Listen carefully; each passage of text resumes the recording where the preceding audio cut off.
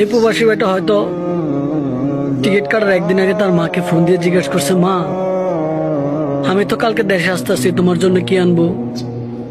হয়তো বা বউকে জিজ্ঞেস করছে, প্রাণপ্রিয় বউ আমি তো কালকে দেশে আসতেছি, তোমার জন্য কি আনবো। বাচ্চাদেরকে বলছে, বোনদেরকে বলছে তোমার জন্য কি আনবো। সবাই সবের মনের কথা বললো, সব কেনাকাটা করলো, কিন্তু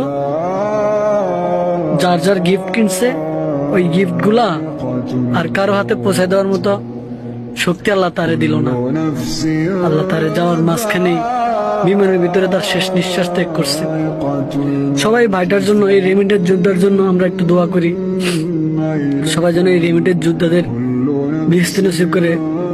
আর ভাই যদি কোনো ভুল ত্রুটি করে থাকে কখনো, এই ভাইটাকে যেন আল্লাহ বেহেশত নসিব করে, সকল ভুল ক্ষমা করে দেয়। আমরা সকল প্রবাসীরাই এত কিছু ত্যাগ করার পরে যদি মা বাপের মুখটা না দেখতে পারি, ছেলে সন্তানের মুখ না দেখতে পারি, তাহলে আমাদের মতো হতভাগা আর কি কেউ আছে? তো সবার কাছে আমার একটা মেসেজ, প্রবাসে থাকেন যেখানে থাকেন, মা বাবা বউ আত্মীয় স্বজন দেখেন বা নাই দেখেন, আল্লাহকে ভুলিয়েন না। আপনি আজ আছেন কাল নেই, আখিরাতের জন্য কিছু করেন।